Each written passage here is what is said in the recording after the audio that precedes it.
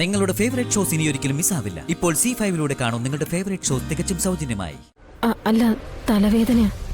ഡോക്ടറെ കാണണോ? വേണ്ട സത്യമേ, അല്പം റെസ്റ്റ് എടുത്താ അത് മാറിക്കോളും. അപ്പൊ പിന്നെ ഇത്ര നേരം എന്തുവായിരുന്നു?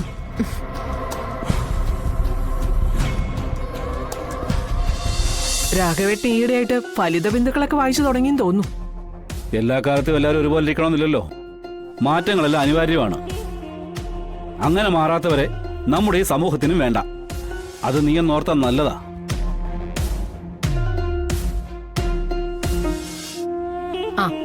കാർത്തിക കുഞ്ഞു വരുന്നു.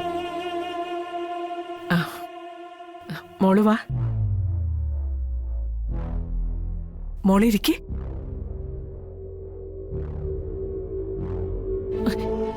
അങ്ങോട്ട് നീങ്ങി നിക്കടി.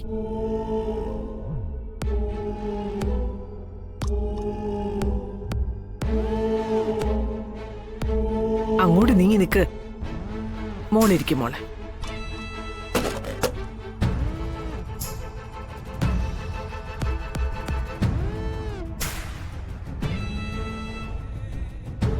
പൊന്നു പ്ലേറ്റ് എടുക്ക്.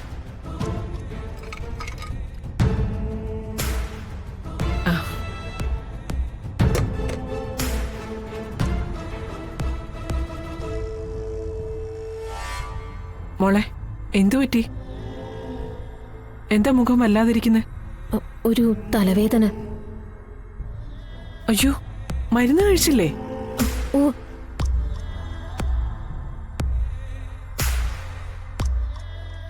ശാലിനി, എനിക്ക് ആ കറി ഒന്ന് ഒഴിച്ച്.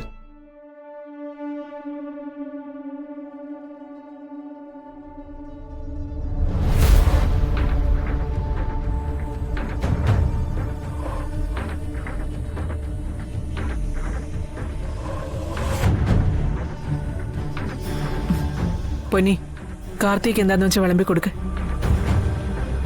വിളമ്പി കൊടുക്ക് പൊന്നി. ചിലപ്പോ അതുപോലും അറിയുന്നുണ്ടാവില്ല. രാഘവേട്ട, ജോലിക്കാരിയായിട്ടല്ല വിഷ്ണു ഇവളെ ഇങ്ങോട്ട് കൂട്ടിക്കൊണ്ടു വന്നത്. സത്യഭാമയുടെ മരുമോളായിട്ട് തന്നെയാ.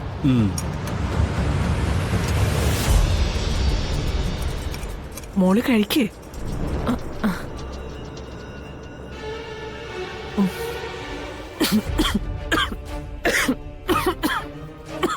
ശ്രദ്ധിച്ച് കഴിക്കാഞ്ഞിട്ടാ. ഭക്ഷണം നിറയെ കയറിയതാ. ഏതൊക്കെ കറിക്ക് എരിവ് കൂടുതൽ അതാ. അല്ലേടെ വിഷ്ണു? എനിക്കങ്ങനെയൊന്നും തോന്നിയില്ല. എടാ, എനിക്കങ്ങനെ തോന്നില്ലെന്ന് പറയടാ നീ. മോളെ, തെറ്റു പറയരുതല്ലോ. നീ ഇവിടുന്ന് പോയതിനു ശേഷം ഈ അടുത്ത കാലത്തൊന്നും ഇത്ര ആസ്വദിച്ച് ആഹാരം കഴിച്ചിട്ടില്ല.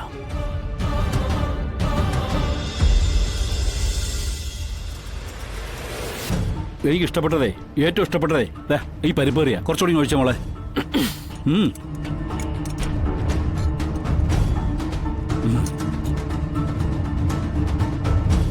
അതിന്റെയൊക്കെ ചേരുവകൾ കൃത്യമായി ചേർക്കുന്നതിലെ കാര്യം. ഒന്നും അമിത ആവാതെ ആവശ്യത്തിന് മാത്രം ഉപയോഗിച്ചാ ആർക്കും ഇതുപോലെ പാചകം ചെയ്യാവുന്നതേ ഉള്ളൂ. അതിനൊക്കെ ഒരു കൈപ്പുണ്യം വേണം മോളെ. ഉണ്ടാക്കി കൊടുക്കുന്നതിന്റെ മനസ്സാ കഴിക്കുന്നവന് കിട്ടുന്ന രുചിയെ. ഡാ, ആത്മാർത്ഥമായിട്ട് പറ, ഭക്ഷണം അങ്ങനെ ഉണ്ട്? നന്നായിട്ടുണ്ട് അച്ഛാ.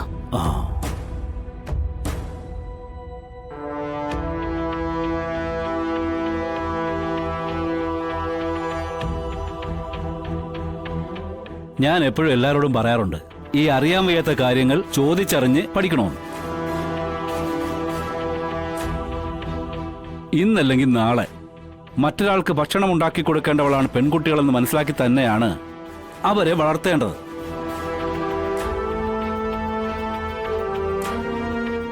അക്കാര്യത്തിൽ ശാലിനിയുടെ അമ്മയുടെ വിജയമാണ് ശാലിനിയുടെ നമ്മളിപ്പോ കണ്ടത്.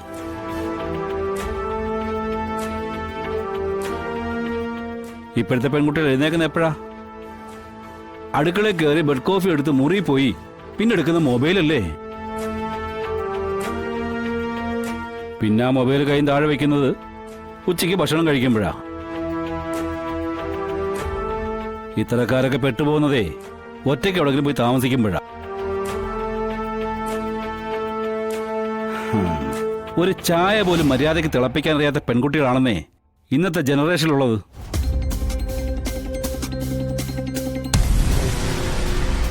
ഞാൻ നേരത്തെ പറഞ്ഞ പോലെ അങ്ങനെയുള്ള പെമ്പിളാരെ കെട്ടിച്ചയക്കുന്ന അവരുടെ തള്ളമാരെയാ നമ്മൾ ആദ്യം തല്ലേണ്ടത്. ഒന്നും അറിയാത്ത ഇതുങ്ങളെയൊക്കെ മറ്റുള്ളവരെ ബുദ്ധിമുട്ടിക്കാൻ വേണ്ടി എന്തിനാ ഇങ്ങനെ കെട്ടിച്ചയക്കുന്നത്? മോളെ എന്താ മോളെ വേണ്ട, കഴിക്കുന്നില്ലേ? സത്യമേ, എനിക്കെന്തോ കഴിക്കാൻ തോന്നുന്നില്ല.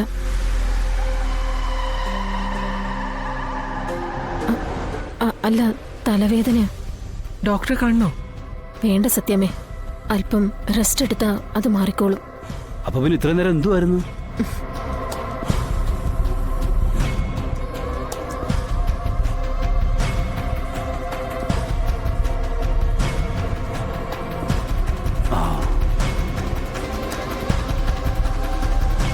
എന്തിനാ രാഘവേട്ട ഇങ്ങനെ ഓരോന്നും പറഞ്ഞ് അവളെ വിഷമിപ്പിക്കുന്നത്? ഓ, പാചകമൊക്കെ പഠിപ്പിച്ചു കൊടുക്കാൻ അവൾക്ക് എന്താ അമ്മയും മറ്റും ഉണ്ടായിരുന്നോ?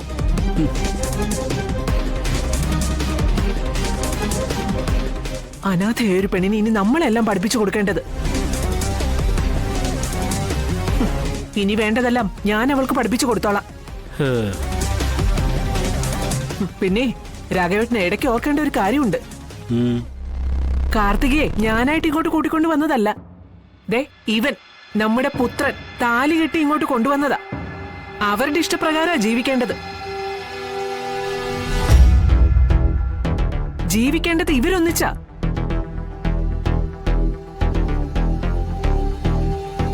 അപ്പോ ഇവരുടെ ഇഷ്ടങ്ങൾക്കാ നമ്മൾ പ്രാധാന്യം കൊടുക്കേണ്ടത്. മനസ്സിലായോ?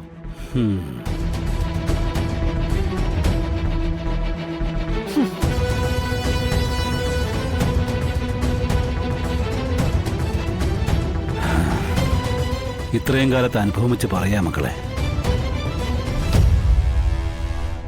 മനസ്സിലുള്ള തുറന്നു പറയാതെ എത്ര എടുക്കാൻ ശ്രമിച്ചാലും മനസ്സിൽ മുറിവ് കൂടുകയുള്ളൂ. തമ്മിൽ മത്സരിച്ച് നിങ്ങൾ നിങ്ങളുടെ ജീവിതം തകർക്കരുത്. അച്ഛനെത്രേ പറയാനുള്ളൂ.